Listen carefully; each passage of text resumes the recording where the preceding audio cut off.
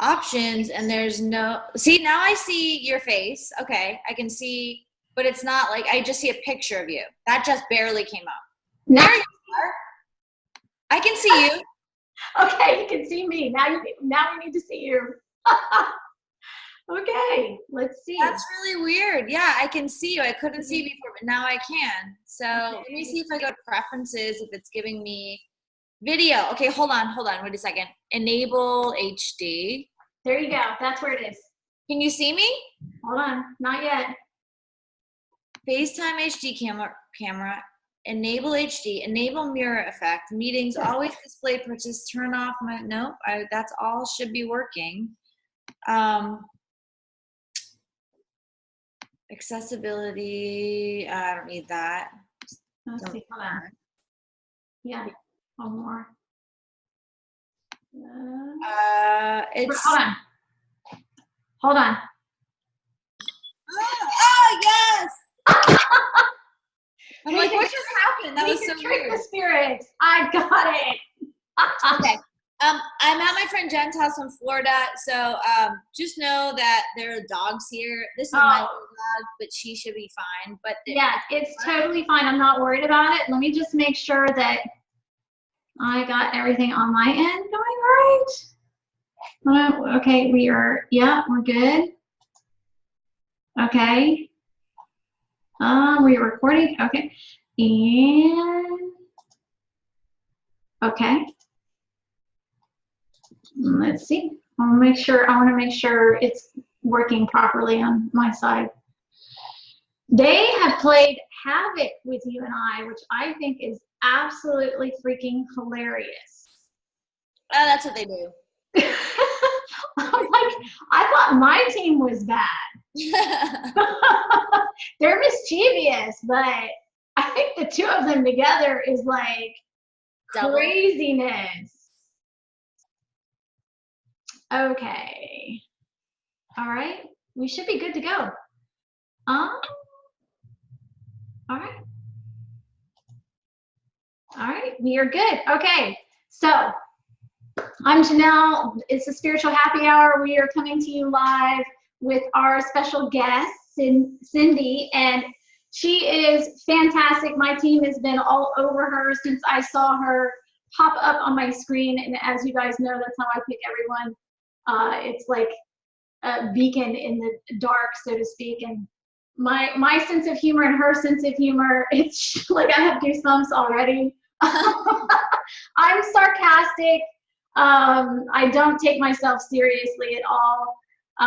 But my team is usually a hot mess of freaking playing jokes on me like nobody's business. So I knew that, you know, together that we would have some great things to talk about, you know. Yeah. So introduce yourself to our group and let us know what you got going on. So I'm Cindy Kaza. I don't know where to look. I'm just gonna I'm looking into space. But yeah, so I'm a medium and psychic medium.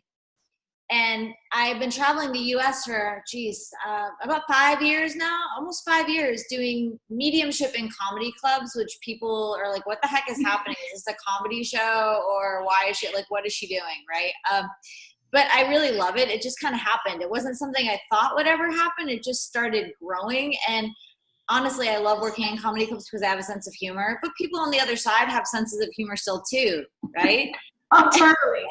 People can come out and like have dinner with their friends and have a couple of drinks. And what I found over the years is that I'd say at almost any given show, when I ask how many of you have never seen a medium before, it's like 80% of the audience. Yeah. What that shows me is it's catering to a different demographic. It's just a little bit different than if you're going to a metaphysical store. Like, I don't know many husbands are going to be like, yeah, sign me up for that metaphysical store. You know, they're like, I'll go have a beer at a comedy club and hang out in the back, right? Right. So it's just kind of created a different scene, I think, for mediumship than a lot of people in the industry are used to seeing, you know, like working in that environment. But I love it so much. It just feels so freeing. You know, you can be yourself and have a sense of humor, and people walk away feeling a little bit, I don't know, it's just different, you know? So. You know, we hadn't really shared too much about, like, you know, how how we're and I always like to figure out like how we're connected, you know, but I knew right off the bat, like your sense of humor and the way that you relate to things on the other side was similar to mine in a way of the sarcasm, you know, and the wit, you know, and how that it's not so serious all the time, and it doesn't have to be. And it doesn't have to be. Why would it? What, like, I just don't know why people just like make the assumption that when you go to the other side, you're suddenly a serious person who doesn't swear or like have a sense of humor. Like, you know what I mean? I know, I totally get it, you know, and, you know, and it's, for me, you know, and I understand like the grieving process and because I've been through it several times, it's very emotional, but at the same time, you know, it's also one of the most amazing journeys that we go through, you know. Like for myself, I've worked with clients since I was like 18. I started in mediumship, where like, it'd be crazy. They used to write, people used to write their name from the other side of my hand, like their physical name in my hand. And at first I was really creeped out by it, you know, the feeling of someone touching and writing, you know, on my hand. And I just got used to it. And then from there was no issue. Yeah. But I had always, for me, wanted to merge those two worlds, the funny aspect of how things are in life in general and when we cross over and what we think in our mind, you know, versus, you know, this whole thing, like you said, about sitting down and having this mediumship session, because as you know, that information just doesn't show up at the session. You know, I'm sure with you, and you can explain a little bit more, but it's an ongoing dialogue. It's not like there's a shut off button or a switch that says, oh, now it's time for your session. Right. And that's what I've used to say I can shut it off and turn it on, but I've changed that to I can turn it down, because I don't really feel like it's ever completely off. I'm always going to be a little bit more sensitive than people who don't do this, right? And it's so, you can turn it up so quickly. They're always there. That's the thing. They're always there. So it's just so fascinating to me how it all works. And I love doing readings from a distance too, doing Skype and phone and FaceTime, because it shows people, hey, I don't even have to be in the same country as you, and we can still make this connection, because everything is energy. It's fascinating, right? Right. Do you find like that, we were talking about this earlier, that your side, because, you know, because I call them my team, you know, like a football team, that's what I call them. But they like to play pranks on me. They absolutely think it's hilarious sometimes to do things to me. And, you know, as much as I detest it sometimes, I'm like, yeah, okay, that was funny. Yeah, I'll give it to you. That was funny.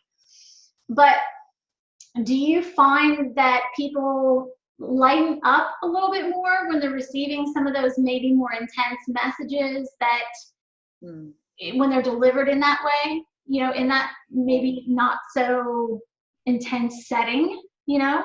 I mean, absolutely. Look, I mean, I certainly don't make light of somebody passing away. So I don't want people to think I'm laughing at everything that's happening when I'm doing an event, because that's absolutely not the case. No. But I found that you can give a really, you know, intense message or bring through a really serious situation where, you know, I've dealt with suicides, like where I'm saying, hey, I know your son took his own life, and it'll get heavy. And then just at the moment where it feels like, oh, this is getting so heavy, like they come in with just something to lighten the mood. And then mom starts laughing. She's crying and then she's laughing. And that's amazing. Laughter is so healing. It's such a good medicine, right? So I think it's important to have that aspect of healing involved in readings as well. I just really do. You know? Yeah, and you know, I think for me, you know, it's that opening that heart, you know, space to receive. And I think it's, I don't know, in a way, digesting the information a little bit better, you know, and taking it in, you know, and really kind of grabbing on to that. So where do you primarily, I know you do a lot of things online, and what is your favorite what is your favorite place to do, you know, sessions at, or do a comedy thing?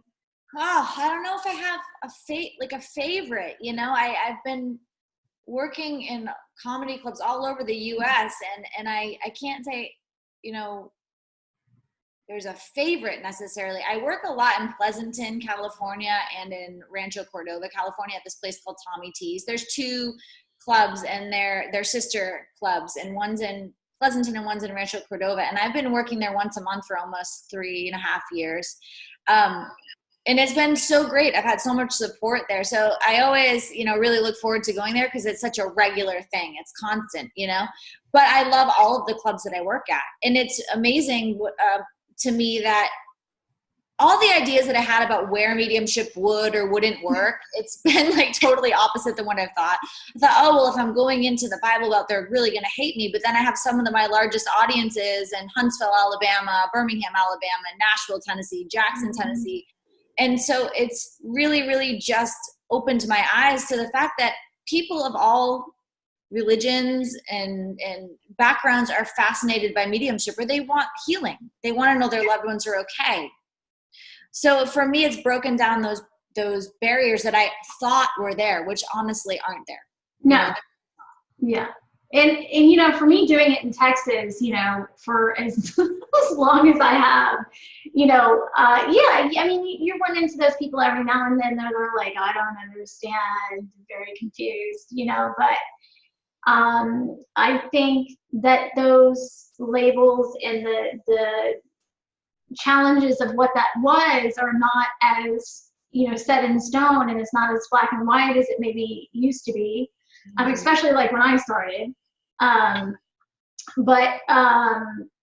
You know, for me, it's just, I think that people love to hear other people's stories, and they, you know, and through the other person's story, they may realize something in their story that they may need to walk through or heal, you know, and I think that's a huge gift. But what, because I keep getting this, they keep popping this into my head to ask you, what is one of your most, like, the funniest moments that you've had? Oh boy, I don't know. That's so hard for me to, I mean, there are a lot of funny moments. I just feel like in every event, there's something really funny that happens, you know? Oh, actually, yes. Okay. Now there's one that comes to mind. Okay.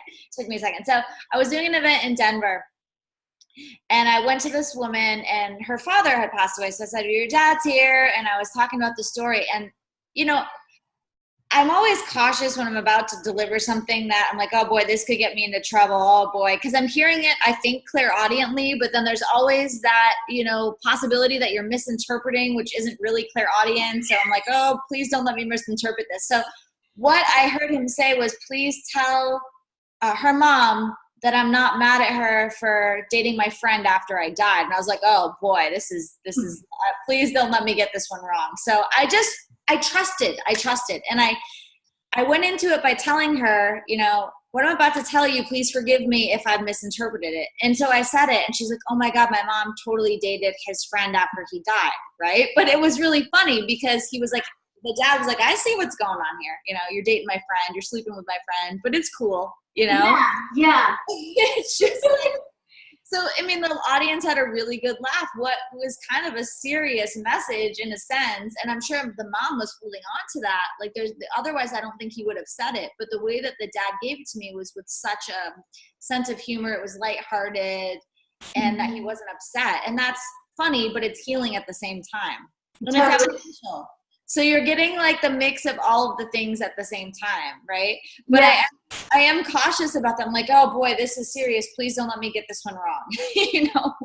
I totally understand that, because there's that moment when you're hearing it, because it sounds like, you know, I try to explain this, but it sounds like your own voice, but it's not.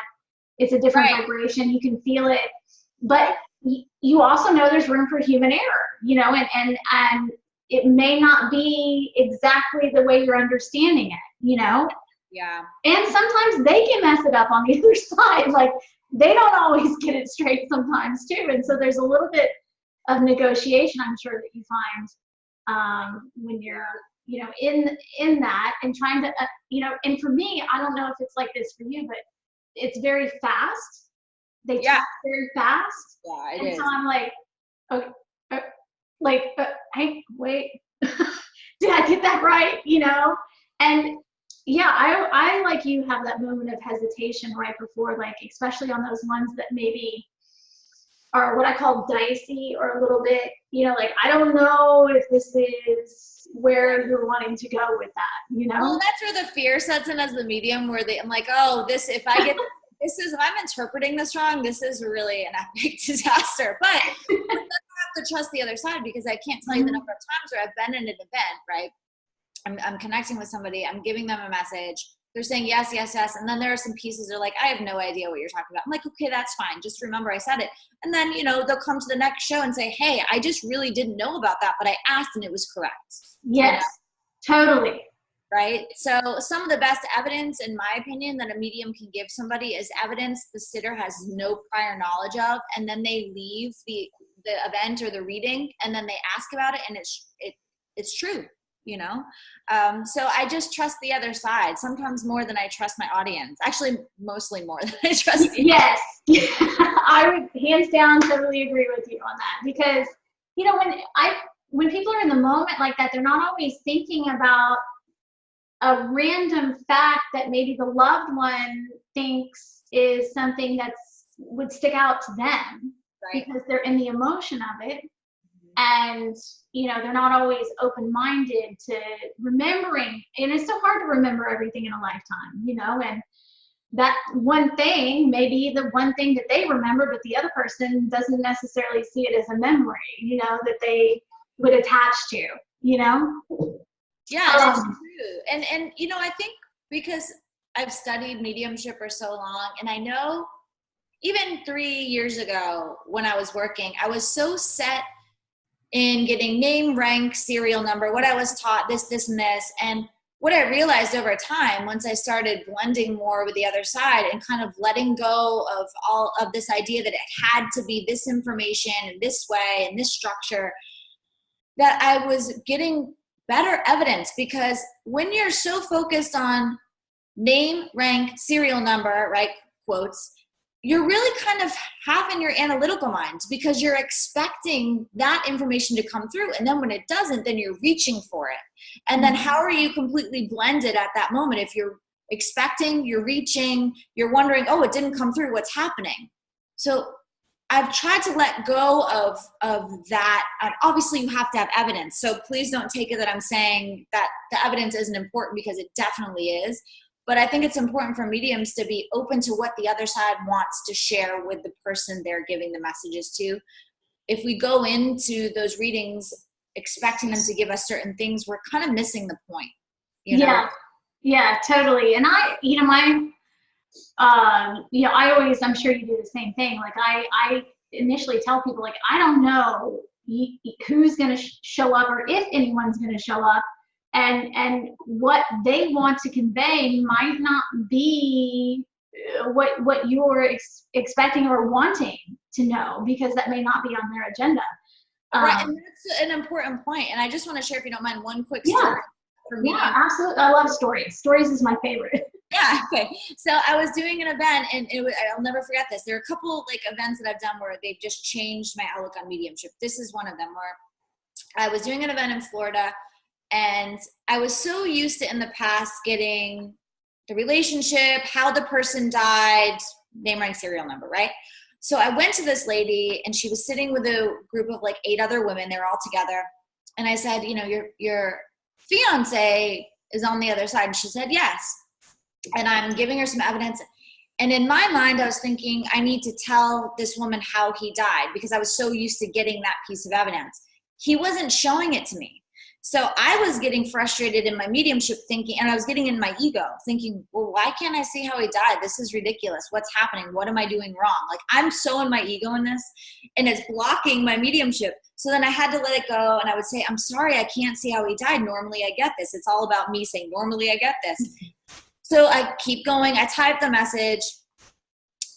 Long story short, she messages me the next day saying, I just want you to know that my fiance didn't tell you how he died because I was sitting at a table with 8 women who I work with. My fiance had a heroin overdose. Everybody at that table thought he had a heart attack because I didn't tell them what really happened. So imagine if he showed me heroin overdose and then I spilled the beans and she's sitting there with all these people and none of them know. And then the medium spills the beans and then they're looking at her like, why didn't you tell us what really happened? Yeah. So he knew exactly what he was doing on the other side. He was protecting, you know, his future wife's, you know, confidentiality. And I just, after I got that message, I thought, wow, what a learning experience for me, because I was so in my ego thinking I had done something wrong. Why am I not getting how he died? What's wrong with my mediumship? And I realized, nope, he wasn't showing me that for a reason. And now I know what it was and I need to trust the other side. If I'm not seeing that, then there's a reason I'm not seeing it. Yeah, totally. I think, you know, sometimes that causes some frustration. If you're not the person that's receiving, right, the information from the other side, because like you said, the like you found, you know, with your ego, it wants certain things, you know, that aren't necessarily a part of that experience, you know, and they do not play by any rules. So it's all fair game. And anything that's tangible in this world is fair game to them, you know? Right. And like when I was younger, I lost my fiance really early and we were very psychically connected. And he told me, he's like, well, when I go, cause he knew, and he said, you're gonna know when I'm there. And he would always either play the song, run into my bed on purpose, like things that I absolutely knew it was him, you know. And my daughter saw him like walking down the hallway one night, you know, and she would not have any idea who that was, you know. And I, you know, pulled out some pictures and said, okay, you know, this grandpa that would whatever. And she's like, no, it's that one right there.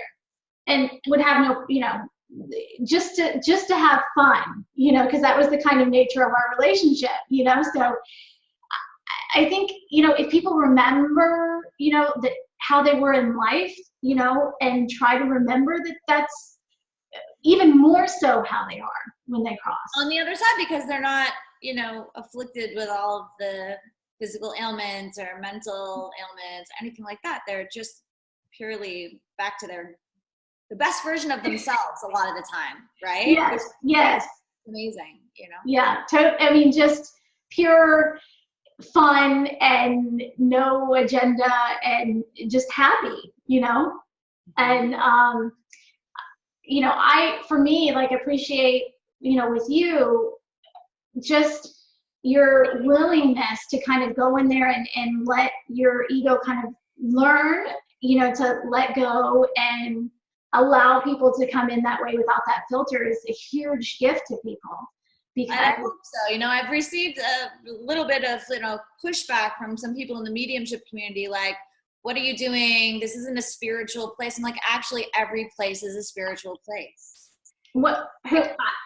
There's rules for that? Because I didn't know. And at this point, it's like that, you know, when I first started doing it, I got, you know, a little bit of pushback, and now I just really, I don't care anymore, because I love what I do so much, and I love working in comedy clubs, and I love being able to be free in my mediumship without having to feel like I'm put in this box where it has to be this way, or this, or whatever, you know. It's freeing. And I think once mediums find freedom in their mediumship will expand. Yes, I totally agree with you, because, you know, there is the, what I call the founding people, you know, that, yes, everything that has come after them, I'm extremely grateful for. And they did have to use certain things, right, and certain regimens and, you know, structures and things like that, because that was the energy and the space that was here on the earth, you know, and that's what was needed. But as we have grown and I think, you know, transitioned into connecting more, that, you know, we can redefine those roles. And to me, it's not a one size fits all thing anyway. It never has been. And it hasn't. And everybody works in their own way. I mean, and I think it's also important to talk about the different types of mediumship that exist. It's not just platform mediumship or one-on-one readings. And there's physical mediumship, there's trance mediumship, there's healing, there's so many aspects of this work. And they're all important aspects of the work. And not everybody's going to be as good at one thing as they are at another, but and they're all equally as important. And psychic readings are important as well. You know, I think sometimes people are like, oh, I want to be a medium, not a psychic. Well, okay, that's fine. But psychic readings are important as well, as long as they're being delivered with discernment, right? Obviously. People want that too, you know? So, I don't know. I found this whole thing sometimes in the community where it's like, some people are so critical, like, you're going psychic, that's not mediumship, that's psychic. And it's like, okay, well, whatever, you know, at the end of the day, let's just you do and bring healing to people. Let's just do the damn thing is what I say. Let's just get it goddamn done. It doesn't matter, okay? But, you know, I think, you know, for me, I never knew, because I didn't have terminology for anything that I was connected to. And so I learned it was this, it's this, that's what I would call it. I had no terminology for anything, nor did I have really any formal education in anything. Yeah. And that's okay. Yeah. I taught myself everything. And when my fiance crossed, and he helped explain a lot of the other side to me that I didn't know or understand before. Yeah, and I think that's a really great way to have, you know, your education with the other side, is through people on the other side. You know, I spent a lot of time studying mediumship with different teachers, which I love. I mean, I don't regret a single moment of it. It's all helped me tremendously, and I've studied with a lot of different teachers, which I think is really important too. So you get a different flavor, right? Mm-hmm. But I also know mediums who have never had really formal training, and all of the things that they have learned have come from people on the other side, or it's just so natural. And I think that that's fantastic too. I think at the end of the day, what's important is that when you're working as a healer of any kind, is that you're healing, you're helping, you're not harming, and you're using discernment. And that's what it's about. You know, that's what it's about. Totally. And, you know, the funny, I think the funniest part for me, one of my funny stories I'll share with you is that I was setting up for like a workshop or a class or something like that. And I swear to you, and you're going to get this when I say this, because my team is already connecting with yours, but they love to make me naked at some point. They will make something pop out, something will fly up. They just like to make me embarrassed. Physically, I am, you know, whatever. So I'm walking into this class, and I have this cute dress on, you know, and I'm like, oh, I'm looking great, you know, and well, there's glass windows, and yeah. So my dress blew up to high heaven before I even got in to teach the class. So and I'm like, okay, that's perfect. Talking about letting go of your ego and not being at all worried about what people think if I'm walking into the class like that. No, that's just actually a similar thing just happened to me last week, because I was doing this event with my friend April, and we were in this like old church that's now like part of a metaphysical store. Anyway, so the fans are blowing, it's hot, it's in California, and I'm wearing this dress, and we both walk up on stage, and immediately the wind, like the fan just blew my dress up, and the whole thing is like, I was going up to do my demo, I'm like, I can't do it, like, so, you know, but it happens, but it's how you deal with it. I mean, it's funny, the audience is laughing, have a sense of humor. Yeah, I mean, you gotta, you know, they thought it was epically funny, you know, because I'm looking at the crowd, and I'm seeing my guides over there just hysterically laughing at me, you know, and I'm like, no one needs to see all of that, okay? But it relaxed everybody, and they probably knew that they needed it, you know? Yeah. Just like in your case, I'm sure that they needed that cushion of like, okay, I don't have anything to be embarrassed about. I should just probably roll with it, you know? And you facilitating that for them, you know? And that's what laughter does, because a lot of people going to events, especially for the first time, they're experiencing a lot of emotions. They're nervous. They don't know what to expect. There's a little bit of fear. There are all these things going on. And laughter cracks the ice. It breaks the ice. It makes people take a deep breath, let it out, and just be okay a lot of the time, you know? And I just can't stress enough how great of a medicine laughter is. It really, really is, you know? Well, and you know, that's when I put together a spiritual happy hour. I was thinking, I was like, okay, I have to do a dichotomy on spiritual and laughter, because it's just needed, you know? And so when the name came to me, and then the book, you know, the book came after that based on the radio show that I do, it changed, you know, for me. In the beginning, I was like, oh, I thought, you know, and then they wanted me to do drink titles for the chapters. So we ended up getting like a shot of tequila is fear, you know, and you know, a divine martini, and, you know, sex on the beach, you know, and all these great, you know, chapter names that were actually drinks, freaking cracked me up to the point, you know, so I was like, okay, we're just going to put the title Double Shot of Bad on the front, you know, and just roll with it. But it met a lot of flack, you know, because I was using the drinks and the alcohol as representation of like, oh, a shot of tequila is fear. You're facing your fears. What do you do when you take a shot and you drink? You want to let go of your fear, you know, but it was needed in the world. Mm-hmm. Because people needed to understand that, okay, let's lighten up about that. You know, let's take a chill on that and laugh about it a little bit. And, you know, and let those, like you said, those heart-opening moments happen to where we can connect on a more authentic, you know, higher plane. Right. Absolutely. But when, because you know, and Michael Beckwith endorsed the book, and when he did, I knew that there was going to be a little bit of flack around the drinking. Like, so I made it a point to tell him no drinks were harmed in making a book. It didn't harm any drinks or anyone else.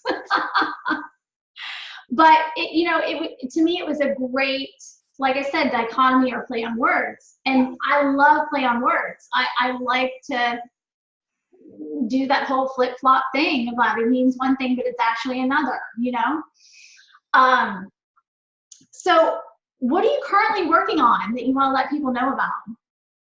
Well, I mean, I'm always working on something. My passion, I'm traveling a lot, doing a lot of events, but my passion project since 2012 has been, it's called Diary of a Medium, which is, it's a little cheesy, but I like it, you know. But what it is me traveling to different parts of the world and interviewing and filming healers of different cultures, religions, and backgrounds. And the idea is to show people, hey, look, I might be in Indonesia right now, but this person is working with people on the other side and healing, and their religion is totally different than mine, but they're still doing the work. Because I know mediumship is a human experience. It's not a religious belief. It's not a cultural thing. It's a human thing.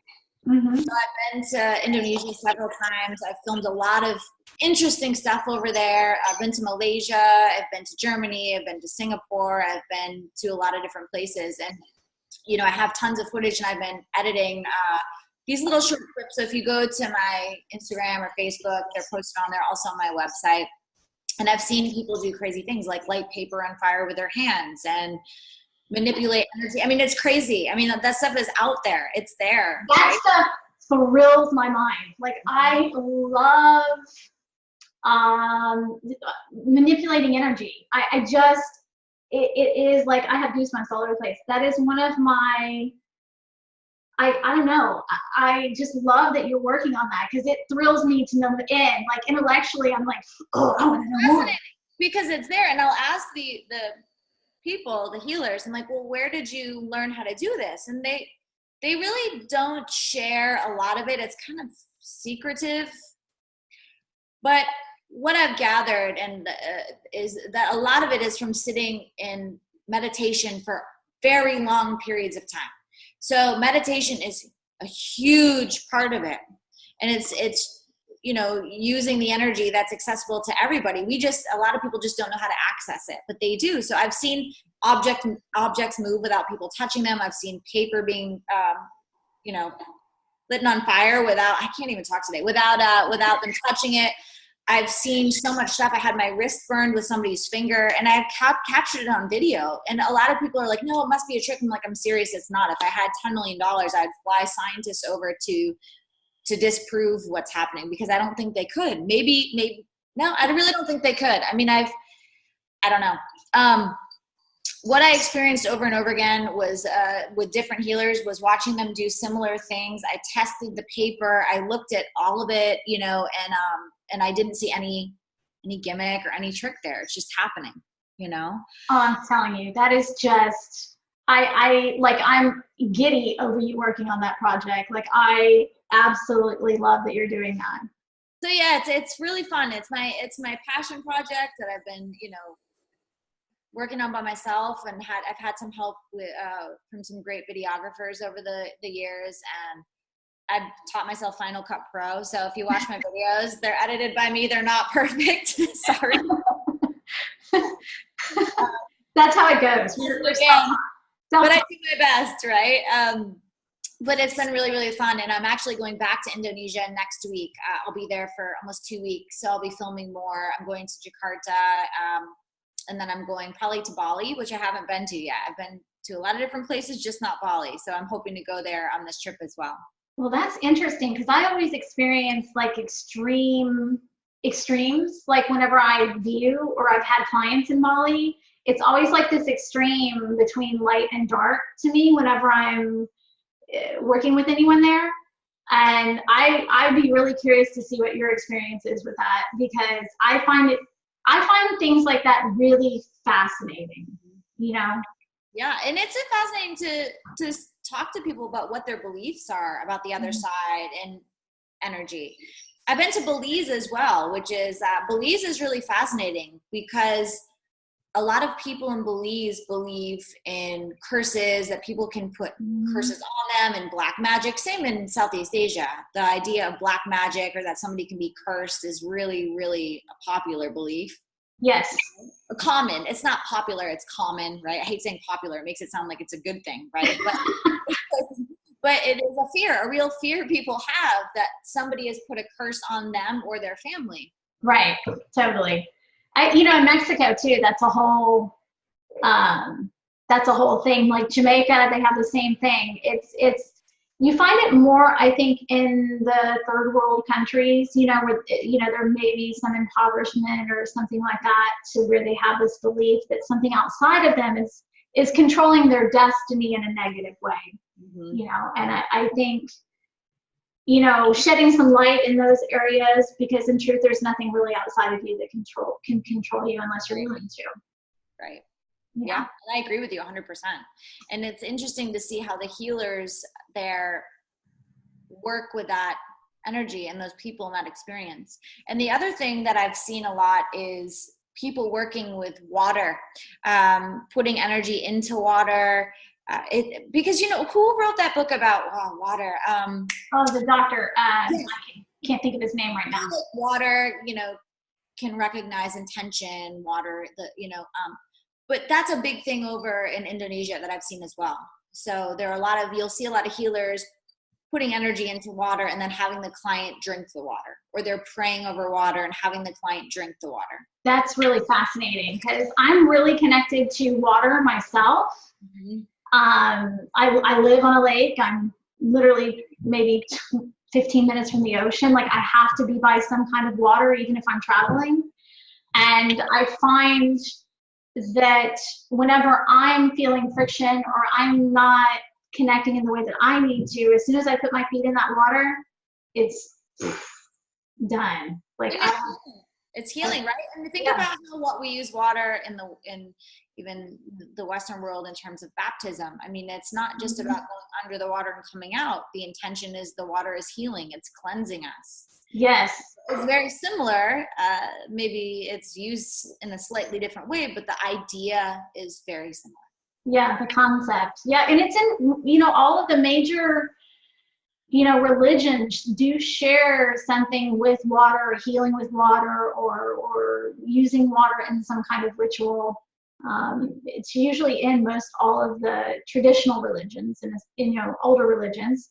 And I find it all of that to me is so fascinating. Like you said, all of the different modalities and the abilities that people possess in other countries and how they're using things and there are a lot of things that I saw that I'm sitting there watching. I'm like, this is horrifying because I'm seeing knives. People are piercing themselves with knives and cutting their tongues, and I'm seeing blood. I'm like, oh my, this is crazy. But then I look at it as like, well, it's really not that crazy, because when you look at the people in the United States that are, wrangling snakes and saying, look at the snake, the power of the Holy Spirit will protect me from this poisonous snake killing me, right? It's, no, they're not using knives, but they're still, doing something extremely dangerous while surrendering to higher power and trusting that belief will protect them from harm. Yes, totally. It's funny because I did a walk on fire thing, and it was totally that case. Like I had to trust that they were going to lead me on the right path and that I wasn't going to get burned, and we share this in common, but I like to push the envelope, so I did it 6 times. Just to make sure. Like six sounds like a good number. It's a good round number, Even number, right? Yeah. Multiples of 3 now. just to prove it to myself. Yeah, right? But it really is fascinating. And my purpose for doing this, really, I'm learning a lot by doing it, but it really is just to show people this exists everywhere, all over the world, and of all religions, cultures, and all that stuff. And it's amazing to me. For me, it's amazing to experience it on a personal level, but I really want to share it with other people, to bring education to people. Do you find that it changes you when you're watching that and traveling to those places? Absolutely. I learned so much going over to Southeast Asia. I think because I'd never been to Asia in general, and it's so different than the Western world. And so not only did I learn about another culture, but I also saw a different form of healing. The first time I saw somebody light paper on fire with their hands, I was like, are you kidding me? This is real? This is actually, I just saw this happen. I mean, it changed my life because I've never seen anything like that here. And I'm skeptical. It's not like I walked into it like, I was thinking there must be some sort of trick or mechanism here. And I've seen it 3 or 4 times, and I've tested the paper and I've done all this stuff. And I'm like, no, this is really happening. But over there, they're like, yeah, big deal. I mean, I've had the healer say, really? Big deal. I'm lighting paper on fire with my hands. It's really not that exciting. I'm like, you don't understand. It's so exciting, Yeah. I kind of see that like levitation, understanding that whole thing, I think it goes in that same line of defying logic and, reality and the rules, Yeah. And it also shows us what's possible. We have so much more potential as human beings than we even realize. And we spend a lot of time trapped in ego, trapped in fear, focused on yesterday and tomorrow. One of my favorite quotes is, if you have 1 foot in tomorrow, 1 foot in yesterday, you're pissing all over today, right? But that's like the space that we live in most of the time. I'm guilty of it as well. But that if we could sit in meditation more and access that energy, I think the world would be a different place, Totally. Which is why so many books have been written about being present, the power of now, right? The flowering of human consciousness. All of those books are to bring us back to now. And it's a very hard thing to accomplish, honestly. Even if you're a spiritual person, to stay present all the time is incredibly challenging. Oh yeah, I call it like I call it like having, you know, OCD, because you have so many people talking in your head, and then you have all the thoughts, and then you're perceiving, you know, all the realities, right? And so, you know, being present in that world, you know, takes what I call a lot of muscle, a lot of training. Yeah, and it really, really does. And I think on my travels, I've learned to try to do that more. You know, I've tried to, because it's so easy to be somewhere else, but you're still taking yourself with you. And it's easy to be in a foreign country and surrounded by amazing things, but still be trapped in that fear of what I have to do when I get home. What bills do I have to pay? What's coming up next? And I've had to really learn to say, wait a minute, no, I'm in an amazing place right now, in a country that I don't know if I'll ever get to come back to. I need to be present and take this in. Mm-hmm. Otherwise, I'm missing the point. Why am I even here? Yeah. Why did the universe bring you there? Why did your higher self bring you there? You know, I think that's a great thing to leave people with. Tell people how they can find you. And I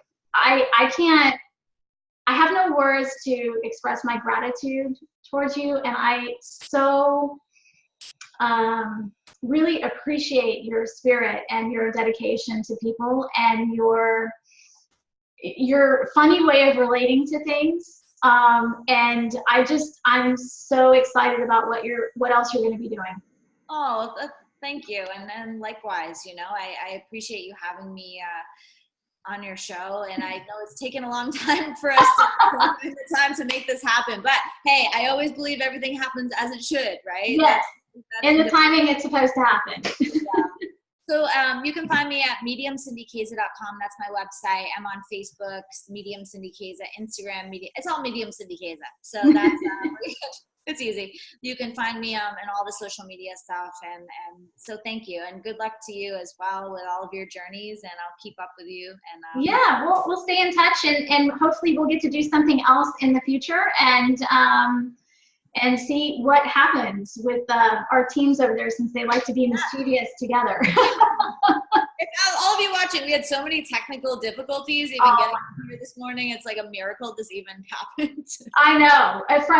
From literally getting you the email, and then it doesn't come, and then the settings, and then I'm like, you guys are trying my patience today. Dedication. We both were dedicated. This is what you got. We were dedicated.